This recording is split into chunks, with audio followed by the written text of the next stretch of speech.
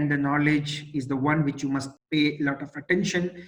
If you see the skill, to do the above activities separately, skill would be sufficient. To do what someone says, skill would be enough. To use the technology, skill is sufficient. Just imagine, to operate a smartphone, we need a skill which doesn't need a qualification. Painting is a skill, plumbing is a skill which doesn't require too much of an education or a qualification. They can be acquired, okay, in the short term courses. But unfortunately, engineering is not like that. So people try to become too intelligent by seeing the Google.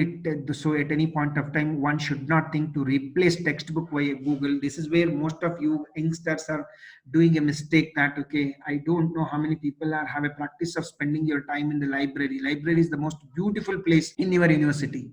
Skill can be acquired in short term, okay, and skill can only provide the short term employment. Okay, but with the skill alone, it would be very difficult for you to spend your time 60 years in an industry, and I'm sure the such kind of luxury is not available from 2020 onwards.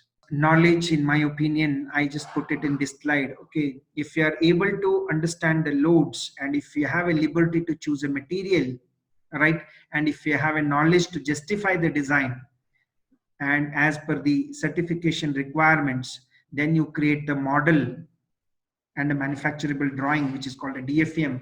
Then you manufacture the component, then it becomes design plus build.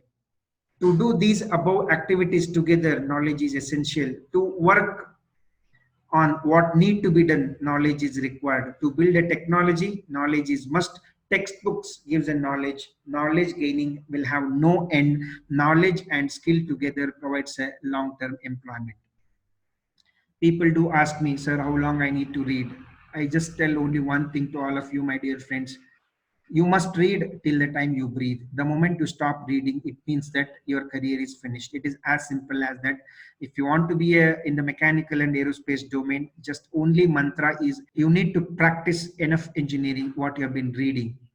You have been reading in engineering today the way you people are reading a newspaper. And most of the shocking news for me is, and engineering graduates only read just 2 or 3 days before an exam. If you want to become a real-time mechanical or aerospace engineer, and that approach is completely wrong, my advice to you people is read minimum 1 hour per day.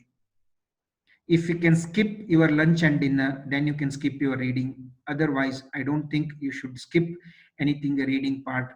Every day, irrespective of your schedule, if you must have a practice of reading 1 hour.